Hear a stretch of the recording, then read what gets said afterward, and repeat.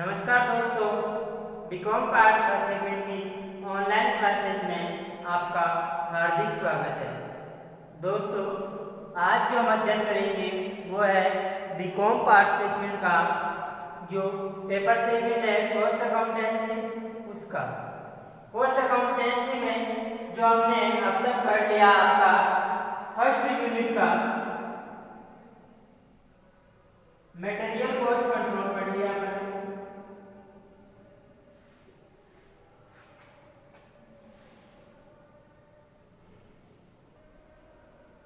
Material से related दो chapter थे, उनका अध्ययन हमने कर लिया फर्स्ट यूनिट में। आज हम सेकंड यूनिट का जो लेबर है इसका अध्ययन करते हैं। तो labour cost control, labour cost control में हम किस प्रकार जो श्रम लागत है उसे नियंत्रित करते हैं, इसका अध्ययन आज हम स्टार्ट करते हैं। जो आज का जो टाइम है, यदि हम प्रेजेंट में देखें तो जो मशीनों का प्रयोग बहुत अधिक बढ़ गया है।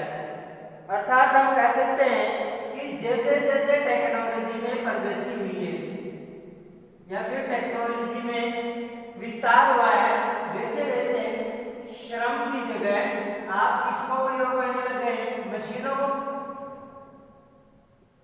परंतु आप कितनी भी मशीनें लगा क्यों न दें, उनको जो प्रयोग में लेगा वो कौन लेगा? या मानव के रूप में जो हम श्रम लगाते हैं वही इन मशीनों को काम में लेता है। श्रम को या फिर हम कहें कि जो श्रम लागत है इसके नियंत्रण की आवश्यकता क्यों पड़ती है? इसके नियंत्रण की आवश्यकता हमें इसलिए पड़ती है क्योंकि ये एक प्रकार से जो प्रोडक्शन के तीन मेन एलिमेंट होते हैं, जैसे मटेरियल, लेबर, ओवरहेड या फिर हम कह सकते हैं एक्सपेंसेस। ये तीन मेन एलिमेंट होते हैं। इसके आपके जो प्रोडक्शन होता है उसके तीन मेन एलिमेंट होते हैं, मटेरियल, लेबर और एक्सपेंसेस। इसमें ये दो जो है मटेरियल और एक्सपेंसेस, ये तो है एक तरीके से निर्जीव एलिमेंट, और इन तीनों में से जो सजीव एलिमेंट है वो है लेबर। तो इसका कंट्रोल बहुत आवश्यक है। और दूसरा, दोनों जो मटेरियल और एक्सपेंसेस को जो यूज करेगा वो कौन करेगा? आपका लेबर। अर्थात जो निर्जीव मटेरियल और एक्सपेंसेस दो एलिमेंट है प्रोडक्शन के, उनका जो वास्तविक जो प्रोडक्शन बनाने में जो उपयोग करेगा वो है आपकी लेबर। दूसरा जो मेन कारण है कंट्रोल का वो है लेबर को आप यदि आज कार्य नहीं करवा सके तो इस श्रम को आप स्टोर नहीं कर सकते। अर्थात मेरे कहने का तात्पर्य यह है कि आज यदि आपने किसी लेबर का उपयोग नहीं किया तो कल उसकी क्षमताओं का आप स्टोर या स्टॉक नहीं कर सकते, या फिर हम कह सकते हैं कि उसे कल दूसरे दिन आप दुगनी गति से कार्य नहीं करवा सकते। तो इसलिए जो सजीव मेन पार्ट है आपका लेबर, उसका कंट्रोल बहुत आवश्यक है।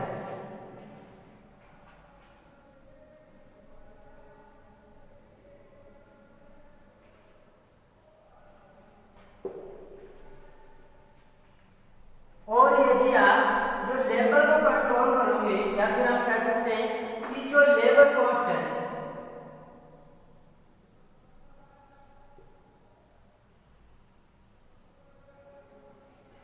यदि आपने लेबर कॉस्ट को कंट्रोल कर लिया तो आपकी जो एक तो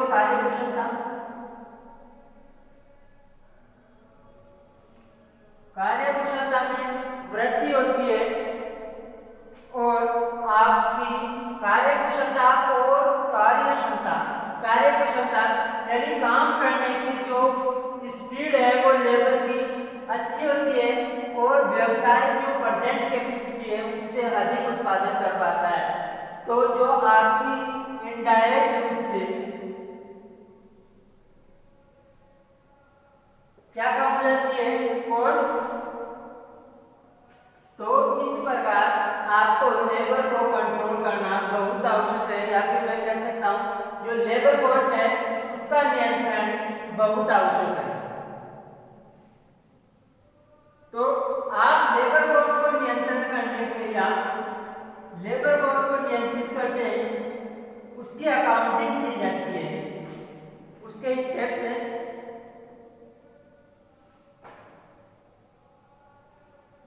आप लेबर को दो भागों में बांट सकते हैं। हमने पहले भी आपको बताया था, पहला डायरेक्ट लेबर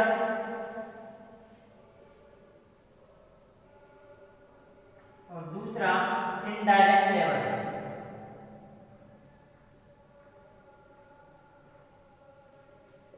डायरेक्ट लेबर आपका किस चीज का पार्ट होता है, प्राइम कॉस्ट, और दूसरा जो इनडायरेक्ट लेबर है वो आपका पार्ट होता है ओवरहेड का। तो जो डायरेक्ट लेबर है वो है आपकी प्राइम कॉस्ट का पार्ट, और जो इनडायरेक्ट लेबर है वो है पार्ट आपका ओवरहेड।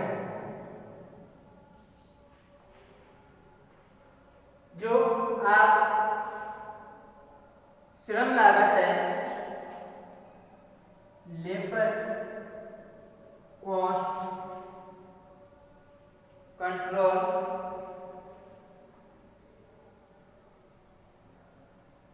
और इसकी आप अकाउंटिंग कैसे करते हैं,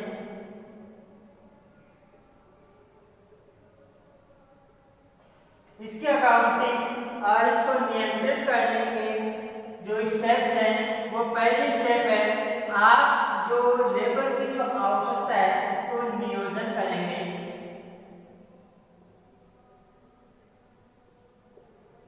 नियोजन करेंगे उनका। सबसे पहले नियोजन में क्या आता है कि आप जो आपका प्रोडक्शन कैपेसिटी है उसके अनुसार आप यह निर्धारित करेंगे कि मेरे पास कितनी श्रम शक्ति है, मुझे और कितनी श्रम शक्ति की आवश्यकता है। इस प्रकार आप प्रेजेंट में जो लेबर है या फिर जो श्रमिक कार्य कर रहे हैं उन्हें ध्यान में रखते हुए आप आगे भविष्य में आवश्यक जो लेबर है उनका नियोजन करेंगे। फिर नियोजन के आधार पर उनका चुनाव करेंगे, अर्थात उनका सिलेक्शन करेंगे। चुनाव करने के बाद उन्हें कार्यस्थल पर नियुक्ति देंगे। सबसे पहले आप आपकी आवश्यकता के अनुसार या फिर प्रेजेंट कैपेसिटी के अनुसार आप श्रम की आवश्यकता का अनुमान लगाएंगे, उसे हम नियोजन कहेंगे। हमें कितने समय अवधि के बाद आपको लेबर की आवश्यकता होगी उसका नियोजन करेंगे। उसके बाद आप उनका चुनाव करेंगे, उन्हें नियुक्ति देंगे और उनका नियंत्रण करेंगे। उनके कार्य की देखभाल करते हुए उनका नियंत्रण करेंगे। जो श्रम संबंधी कार्य है उन्हें 6 भागों में बांटा गया है। जो अगला स्टेप है, पहली स्टेप आपकी होती है आप उनका नियोजन, चुनाव, नियुक्ति एवं नियंत्रण करते हैं। उसके बाद जो आप दूसरी स्टेप लेते हैं, जो श्रमिक जो कार्य समय करते हैं या फिर मैं कह सकता हूँ श्रमिक जितने टाइम पे आपके जो प्लांट है, प्रोडक्शन प्लांट है, वहां पर कार्य करते हैं उनका आप लेखा करेंगे। तो कार्य समय का लेखा करते हैं। उसके बाद जो तीसरा है आपकी सामान्य जो श्रम लागतें हैं,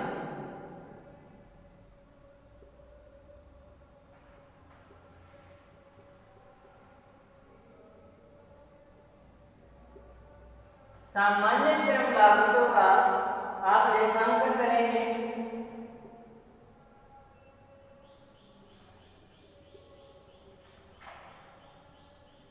उसके बाद सामान्य श्रम लागतों का लेखांकन करने के बाद विशेष प्रकार की जो श्रम लागतें हैं,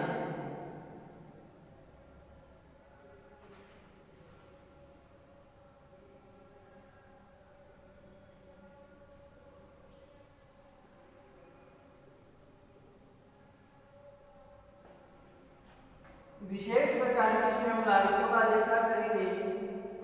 फिर श्रम निकासी अथवा श्रम फेरों की गणना करेंगे।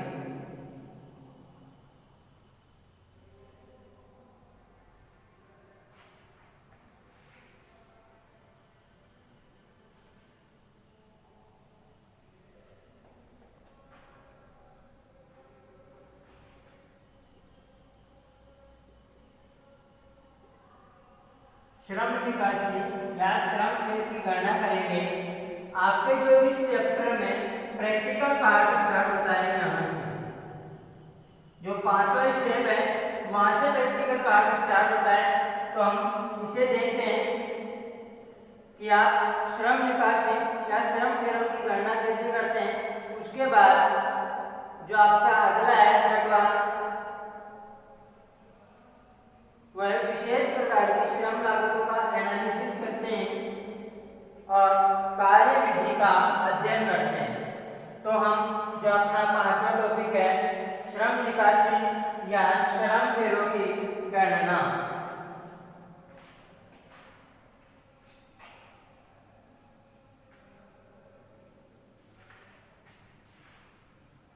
आप यहाँ तक का स्क्रीनशॉट लेना चाहेंगे, फिर हम आगे बढ़ते हैं।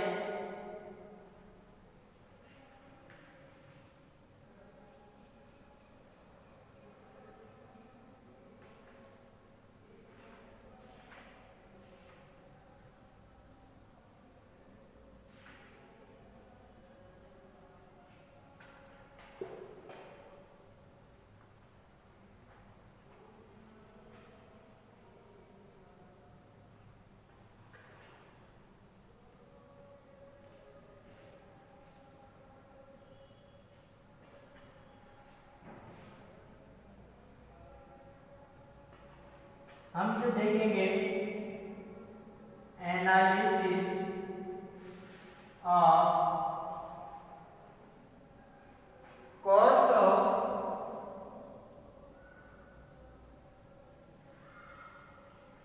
Labour turnover.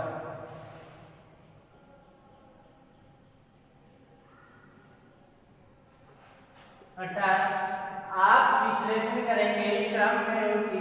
श्रम फेरों क्या है, अर्थात लेबर टर्नओवर क्या होता है।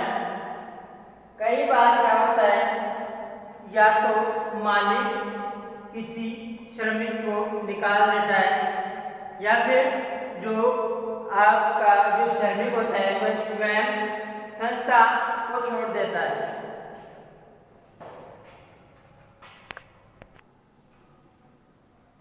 Analysis of cost of labour turnover. Labour turnover हम देख रहे थे कि लेबर टर्नओवर अर्थात श्रम निकासी क्या होती है। कई बार क्या होता है कि आपका नियोक्ता या तो श्रमिक को निकाल देता है, या फिर स्वयं जो श्रमिक होता है वो अपनी इच्छा से कार्य छोड़कर किसी अन्य स्थान पर चला जाता है।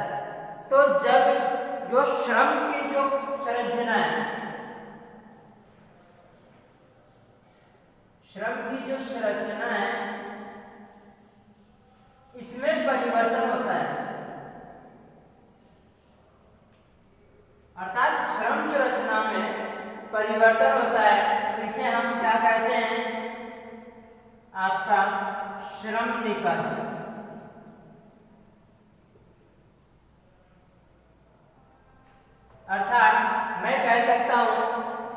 किसी कारणवश जो आपकी जो एक निश्चित समय अवधि है उसमें किसी कारणवश श्रमिकों की जो संरचना है इसमें परिवर्तन होता है तो उसे हम क्या कहेंगे, श्रम निकासी या श्रम व्यय कहते हैं। तो इसमें क्या होता है कि कोई श्रमिक यदि किसी व्यावसायिक संस्था को छोड़कर चला जाता है तो यह व्यवसाय के हित में नहीं होता, या फिर हम कह सकते हैं कि इससे जो आपकी कार्य क्षमता में कमी होती है और जो वस्तु की जो लागत होती है उसमें वृद्धि होती है। जैसे जैसे जैसे जैसे जैसे ही श्रमिक पुराना होता है उसकी कार्य कुशलता में वृद्धि होती है।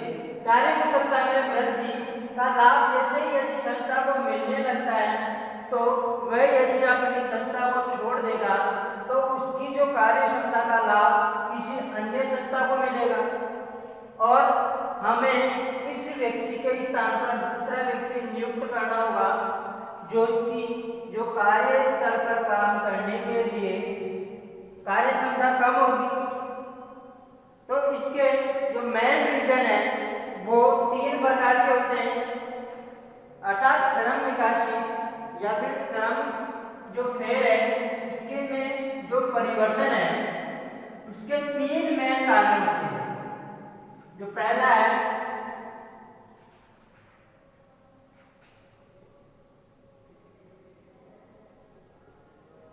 श्रमिकों संबंधी कारण,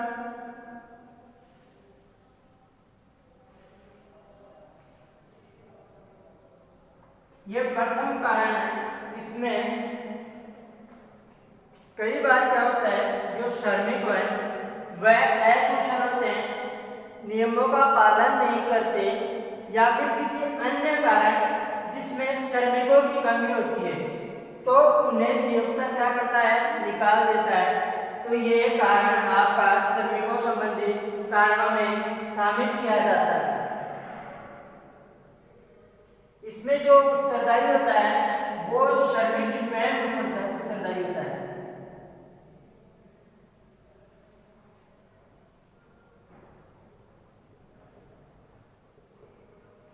श्रमिक स्वयं उत्तरदायी होता है। इसमें जो कारण है आप उनमें शामिल कर सकते हैं। श्रमिक यदि अकुशल है उसे हम नियोक्ता निकाल देता है या फिर कारखाने नियमों का पालन नहीं करता, अनुशासनहीनता आदि कारण आदि इसमें शामिल किए जाते हैं। तो जो आपका अगला कारण है लेबर टर्नओवर का वो है नियोक्ता संबंधी कारण।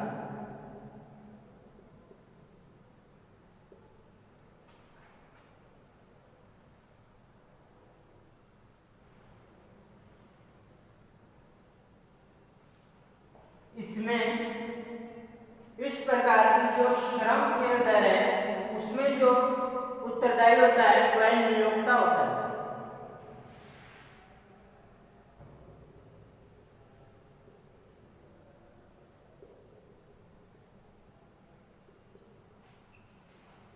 इस प्रकार में क्या होता है कि जब यदि कुशल श्रमिक को उसकी कार्य क्षमता के अनुसार वेतन नहीं मिलता, उसे स्वस्थ वातावरण नहीं मिलता तो वह संस्था को छोड़कर किसी अन्य स्थान पर चला जाता है।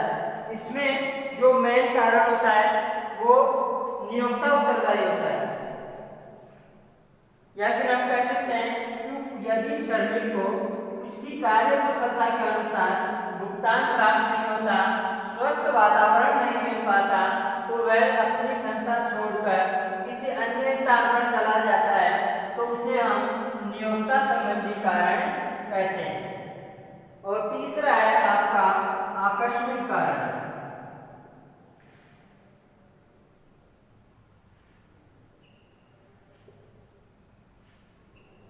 इस प्रकार के कारणों को हम रोक नहीं सकते, अर्थात पहला जो कारण है उसे यदि आप श्रमिकों को कहेंगे तो वह अनुशासन में काम कर सकता है। दूसरे में नियोक्ता श्रमिकों की मजदूरी बढ़ा सकता है। और तीसरा जो कारण है इसे हम रोक नहीं सकते, इसमें जो शामिल किया जाता है यदि जो हमारा श्रमिक है उसकी मृत्यु हो जाए,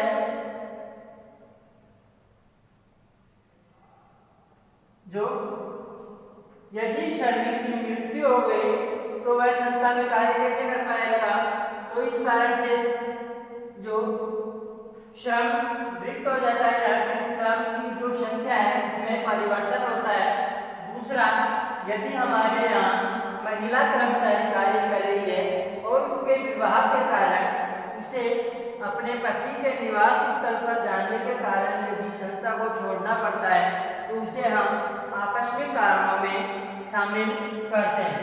अर्थात जो हम पढ़ रहे थे वो है आपकी श्रम फेर या फिर श्रम निकासी। श्रम फेर या श्रम निकासी किसे कहते हैं? यदि निश्चित अवधि में श्रमिकों की जो संरचना है या फिर श्रमिकों की संख्या है उसमें परिवर्तन होता है तो उसे हम क्या कहते हैं? श्रम फेर। इसके जो 3 कारण हैं, पहला श्रमिकों से संबंधित कारण, दूसरा नियोक्ता से संबंधित कारण और तीसरा आकस्मिक कारण। पहला आपका श्रमिकों से संबंधित कारणों में श्रमिक कार्य कुशलता के अनुसार कार्य नहीं करता या फिर अकुशल होता है, वह अनुशासनों में नहीं रहता है तो उसे नियोक्ता निकाल देता है। इस प्रकार के जो कारण है उसमें जो श्रमिक स्वयं जिम्मेदार होता है। दूसरा है आपका नियोक्ता संबंधी कारण। नियोक्ता संबंधी कारण में क्या होता है कि जो आपका श्रमिक है वह कुशल होता है परंतु उसकी कुशलता के अनुसार उसे भुगतान प्राप्त नहीं होता है, वह असंतुष्ट होकर किसी अन्य संस्था में चला जाता है। दूसरा, उसे स्वस्थ वातावरण नहीं मिलता है कार्यस्थल पर तो भी वह अन्य स्थान पर चला जाता है। तीसरा जो आकस्मिक कारण है उसमें यदि श्रमिक की मृत्यु हो गई तो आपकी जो श्रम निकासी है उसमें परिवर्तन हो जाएगा या श्रम की जो संख्या है उसमें परिवर्तन हो जाएगा। जो श्रम परिवर्तन है उसे हम 3 प्रकार से कैलकुलेट करते हैं। पहला, अब हम आप यहाँ तक का स्क्रीनशॉट लेना चाहें ले लें, फिर हम लेबर टर्नओवर की गणना सीखते हैं।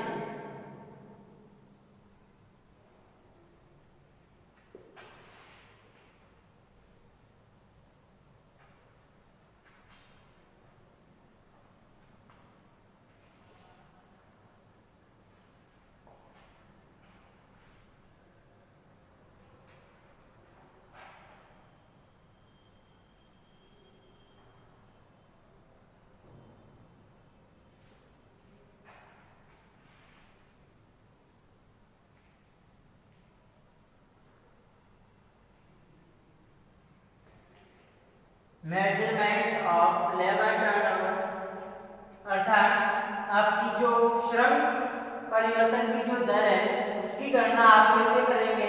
इसकी गणना के 3 मेथड हैं।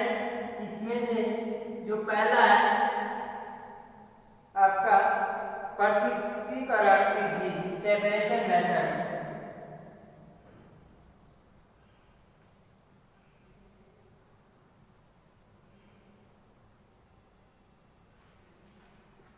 सेपरेशन मेथड, इस रीति में क्या होता है कि संस्था से जो पृथक हुए या एवं पृथक किए गए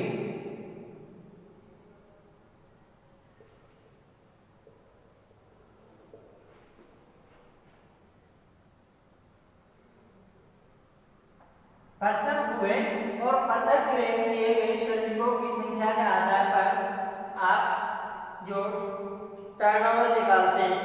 इसमें जो इसकी गणना हम कैसे करते हैं, इसका जो फॉर्मूला है number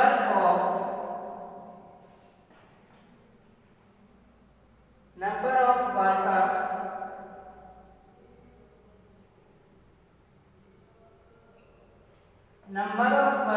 left during at certain fields.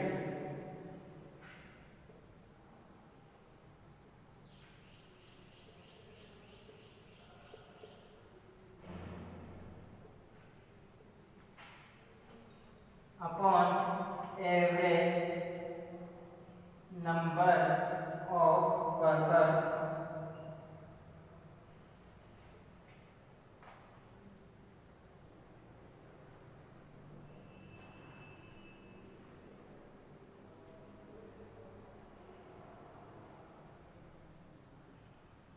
during the period, अर्थात जो कितने श्रमिक आपकी संस्था को छोड़कर चले गए एक निश्चित अवधि में, वो और उसमें आप डिवाइड करेंगे average number of worker during the period. Average number of worker आप कैसे निकालेंगे? Opening workers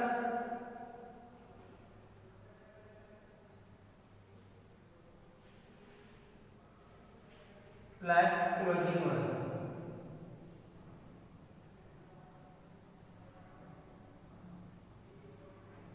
upon 2।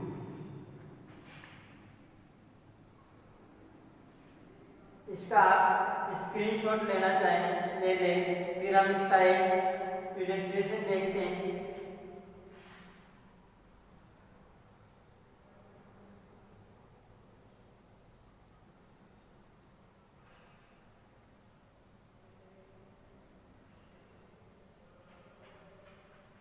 उसमें आप जो मल्टीप्लाई करेंगे वो 100 से करेंगे, क्योंकि इसे हम परसेंट में कैलकुलेट करते हैं।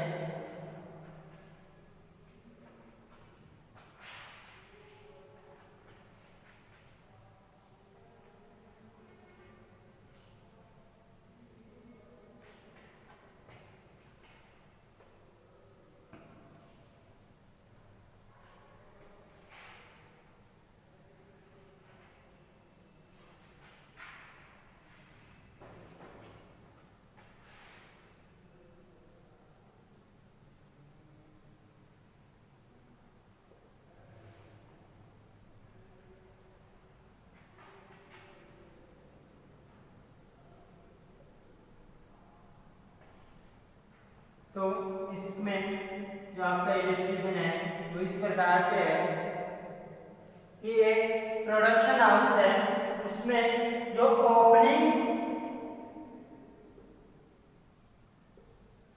ओपनिंग नंबर ऑफ वर्कर्स थे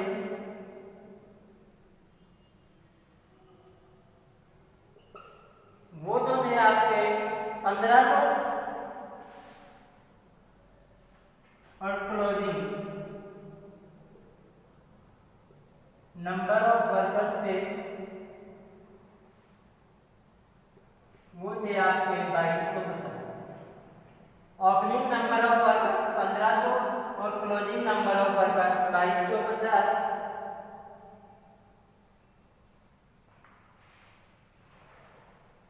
और इसमें से जो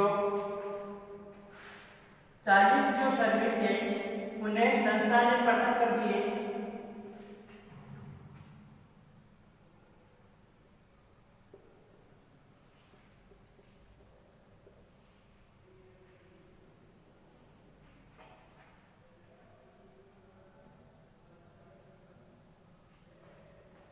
पृथक कर दिए और जो 35 श्रमिक थे वह स्वेच्छा से संस्था का त्याग कर दिया।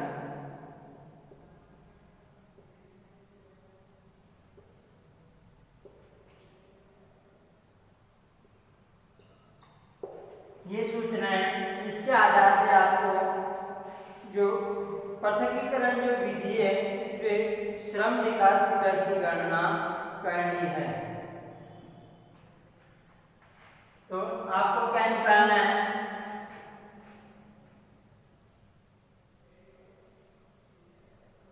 लेबर टर्नओवर किस मेथड से?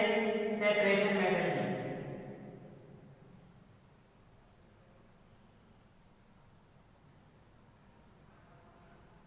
तो इसमें इसका जो फॉर्मूला था, number of workers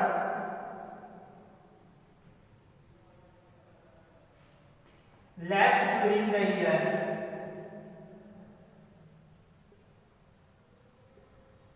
the certain period, या फिर हम कह सकते हैं एक निश्चित अवधि में,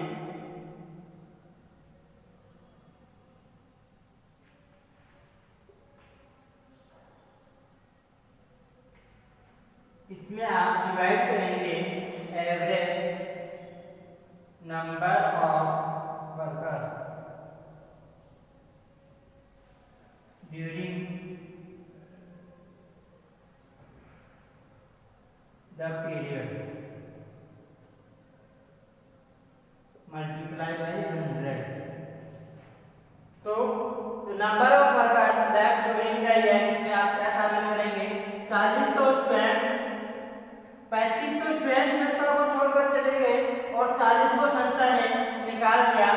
तो टोटल जो संस्था से पृथक हुए वो टोटल कितने हो गए, 40 प्लस 30 75।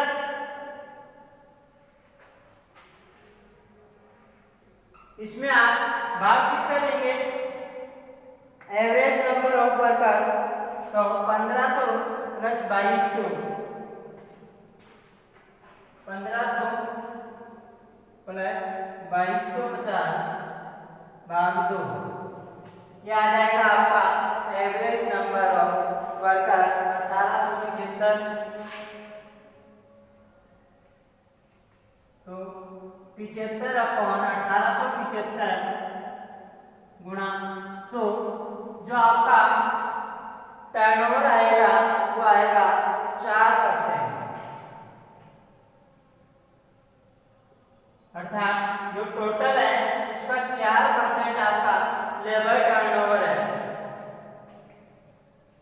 आप इसका स्क्रीनशॉट लेना चाहें ले लें, फिर हम अगला मेथड देखते हैं।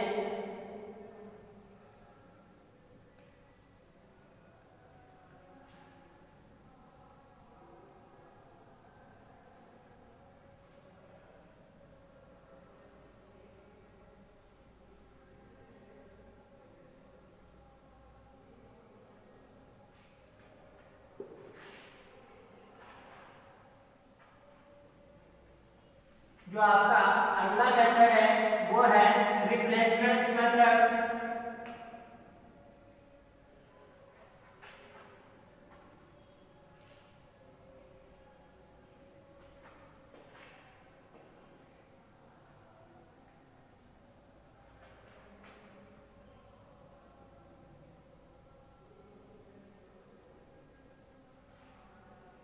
रिप्लेसमेंट मेथड, रिप्लेसमेंट मेथड किसका है आपके, या फिर replacement rate method.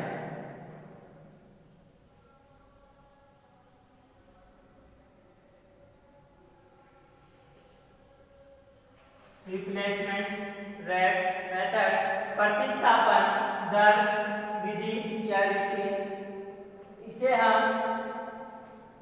Net labour turnover भी कहते हैं।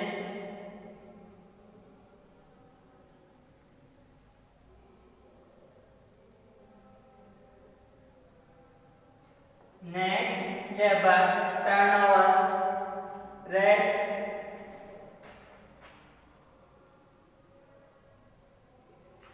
नेट लेबर टर्नओवर रेट भी कहते हैं।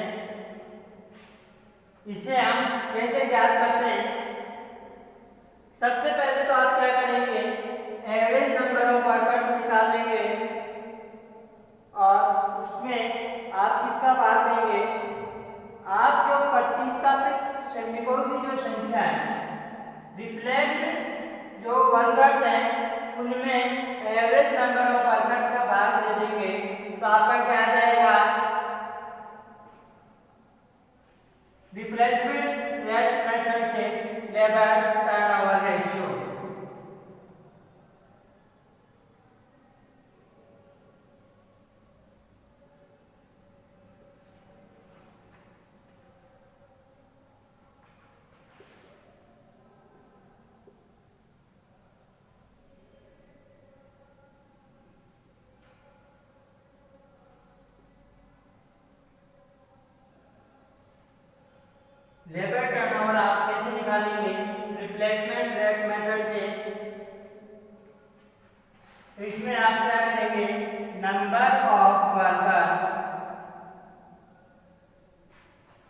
replace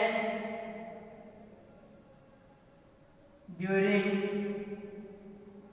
certain period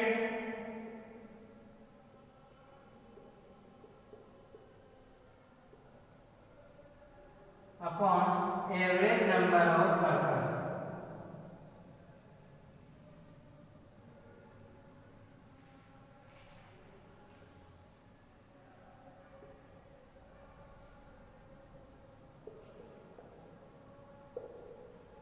उसी जो निश्चित अवधि में एवरेज नंबर ऑफ वर्कर्स कितने हैं उसकी बात दे देंगे तो आपके पास आ जाएगा रिप्लेसमेंट रेट मेथड से लेबर टर्नओवर। इसमें नंबर ऑफ वर्कर्स रिप्लेस अर्थात मैंने 40 जो वर्कर हैं उन्हें हटा दिया और उनके स्थान पर मैंने 20 व्यक्ति नियुक्त किए। तो जो 20 व्यक्ति हैं रिप्लेसमेंट कितने को कर रहे हैं 20 को ही, तो इसमें जो रिप्लेस हो रहे हैं वो कितना है आपका 20। आप इसका स्क्रीनशॉट लेना चाहें ले लें, फिर हम इसका एक इलस्ट्रेशन देखते हैं।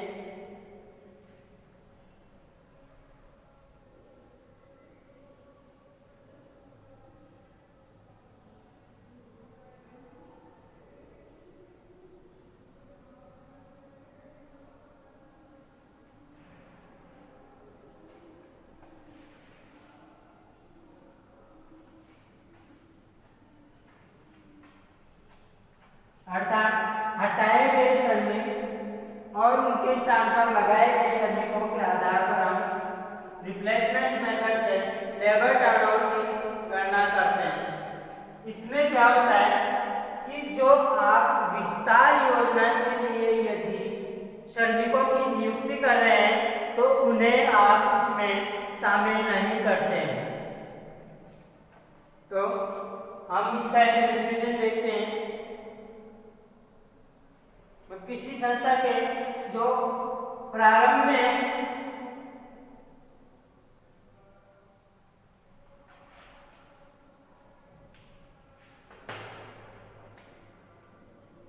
जो ओपनिंग एम्प्लॉय थे 500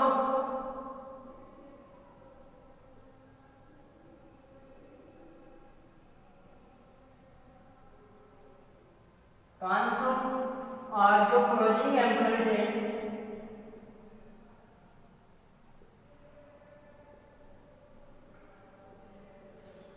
वो थे आपके 700। इसके बाद जो संस्था में जो 50 कर्मचारी थे वो तो पृथक किए गए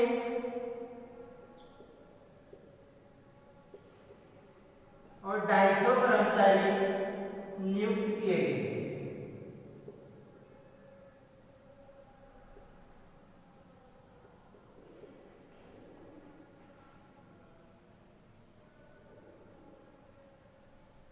इनमें से जो 40 कर्मचारी थे 250 जो नियुक्त किए गए, इनमें से जो 40 कर्मचारी थे वो पुराने कर्मचारी को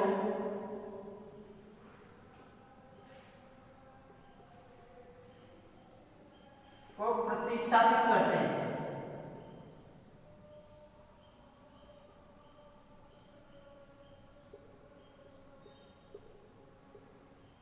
आपको लेबर टर्नओवर निकालना है किस मेथड से? रिप्लेसमेंट मेथड से।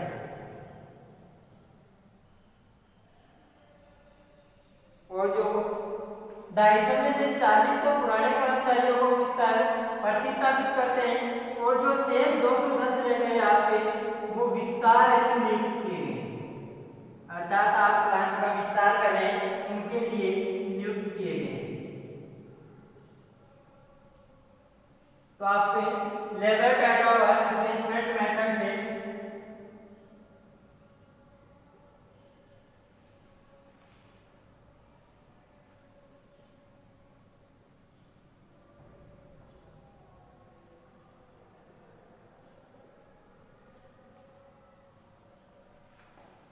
रिप्लेसमेंट मेथड से आप लेबर टर्नओवर कैसे निकालेंगे? तो सबसे पहले number of worker replace during a certain period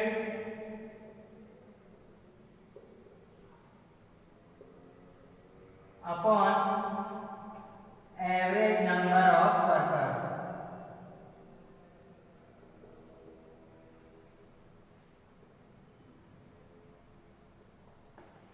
तो रिप्लेस कितने हो रहे हैं? 50 तो आपने हटा दिए, 250 वर्कर नियुक्त किए, तो 250 में से जो 40 तो आपके प्रतिस्थापित कर रहे हैं और 210 विस्तार के लिए।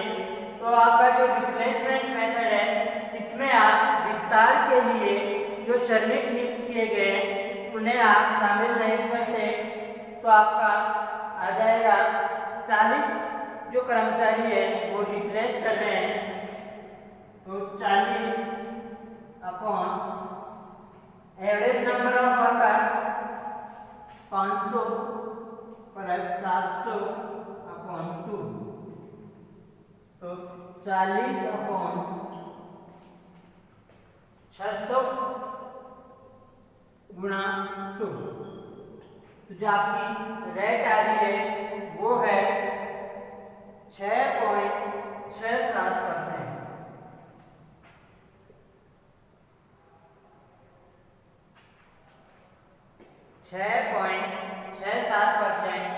आप इसका स्क्रीनशॉट लेना चाहें ले लें, फिर हम जो इसका लास्ट मेथड है उसे देखते हैं, flux rate method.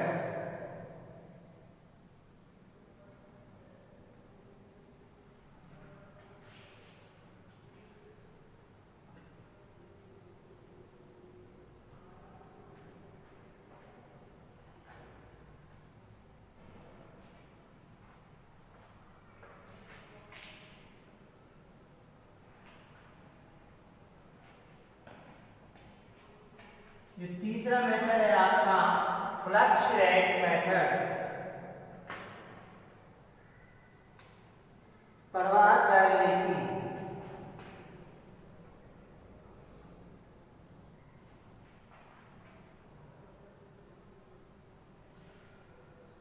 Flux rate method प्रवाह दर रीति, इसमें क्या होता है कि जो आपने प्रथम विधि आपकी सेपरेशन मेथड और जो आपका सेकंड मेथड था रिप्लेसमेंट मेथड, उन दोनों की जो रेट है यदि आप उन्हें टोटल कर दें तो आपकी फ्लक्स रेट मेथड से आपका लेबर टर्नओवर आ जाएगा, और इसका जो फॉर्मूला है वो है number of worker left during the period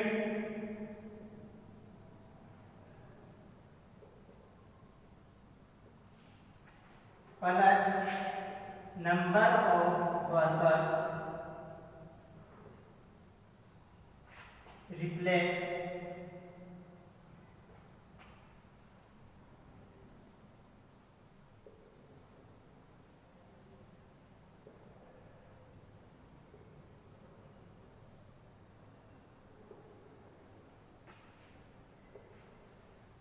इसमें आप भाग देंगे number of workers left during the period, उसके बाद इसमें आप ऐड कर देंगे number of worker replace during the period, अर्थात आप जो संस्था को छोड़कर चले गए और जो संस्था ने प्रतिस्थापित कर लिए दोनों का आप योग कर लेंगे और इसमें भाग देंगे एवरेज नंबर ऑफ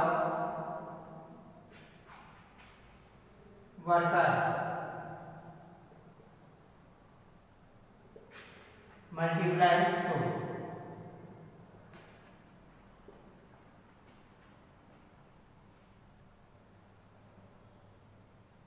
और जो आपके फ्लक्स मेथड है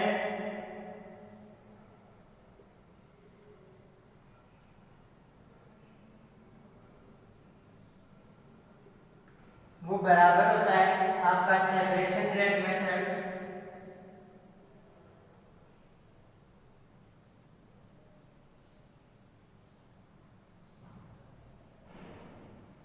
प्लस रिप्लेसमेंट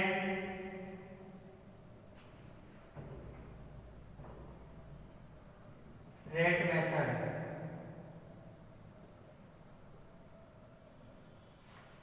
इन दोनों मेथड के बराबर होता है।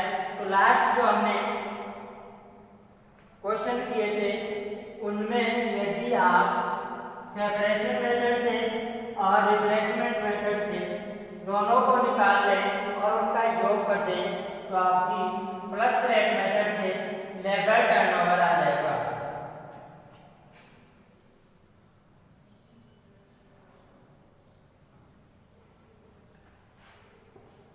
आप इसका स्क्रीनशॉट लेना चाहें ले लें, फिर हम इसका एक क्वेश्चन देखते हैं।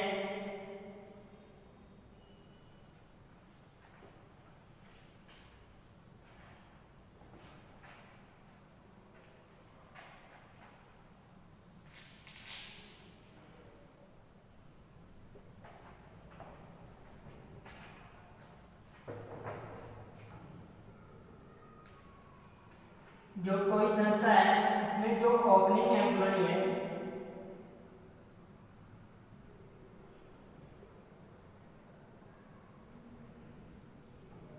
वो है 500 और क्लोजिंग है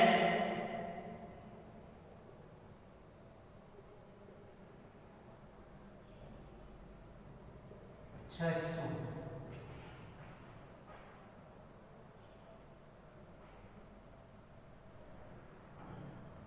और जो माह में ये एक आपको जो सूचनाएं दी गई है एक मंथ की दी गई है जिसमें मंथ के शुरू में 500 कर्मचारी कार्य कर रहे थे और मंथ के एंड में 600 कर्मचारी कार्य कर रहे थे। इसमें से 25 कर्मचारी काम छोड़कर चले गए।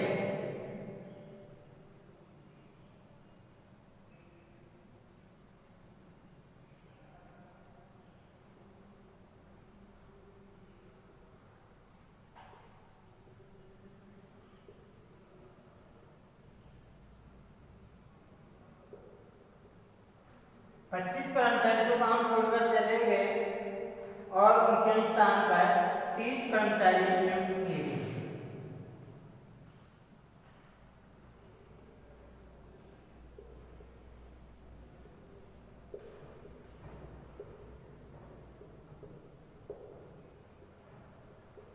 उनके स्थान पर कितने कर्मचारी नियुक्त किए गए?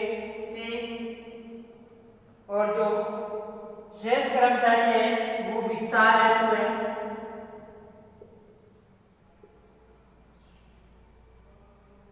अर्थात जो 500 से 600 बढ़ गए, जो शेष कर्मचारी बचे वो आपके विस्तार हेतु थे। अर्थात 100 कर्मचारी बढ़े, 100 में से 25 चले गए और 30 ऐड कर दिए, तो जो 95 कर्मचारी थे वो आपके विस्तार हेतु थे। तो आपको जो फ्लक्स रेट मेथड है उससे लेबर टर्नओवर की गणना करनी है। तो फ्लक्स का जो फॉर्मूला है वो इस प्रकार से है, आपका number of worker left during the year plus इसमें ऐड करेंगे नंबर ऑफ वर्कर रिप्लेस, उसमें आप भाग दे देंगे एवरेज नंबर ऑफ वर्कर। तो आपका flux rate method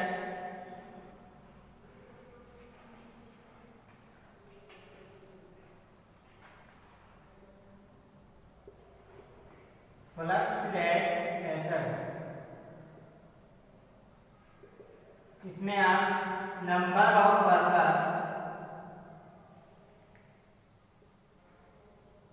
left during the year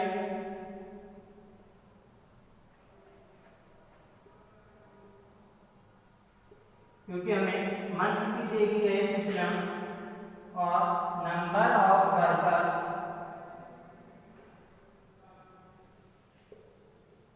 replace during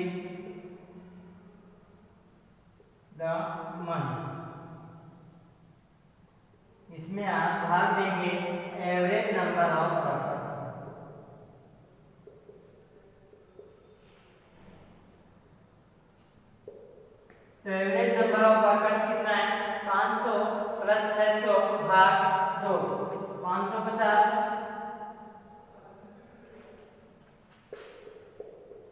इसे आप 100 से गुणा कर देंगे और जो 25 कर्मचारी हैं वो संस्था छोड़कर चले गए और 30 कर्मचारी को रिप्लेस किया है।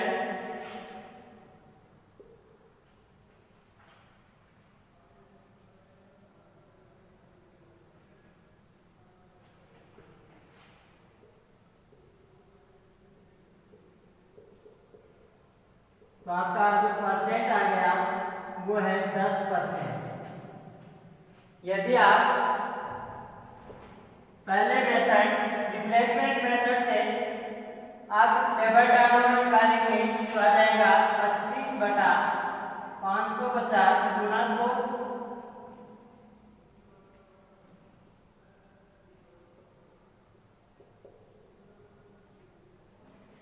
पचास डिवाइड बाई 11 4.55%।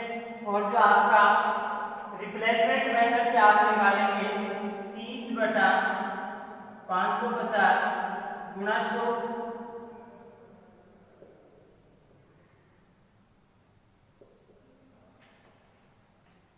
तो 60/11 5.45।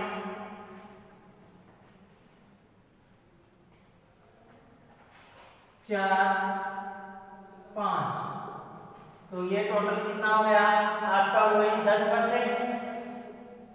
तो जो आपका रिप्लेसमेंट मेथड और सेपरेशन मेथड का जो योग होता है वो होता है आपका लक्ष्य रेट मेथड से। तो आज की क्लास में हम यहीं तक पढ़ेंगे। आज की क्लास हम यहीं तक समाप्त करते हैं। इसके आगे हम अगली क्लास में अध्ययन करेंगे। थैंक यू, धन्यवाद दोस्तों।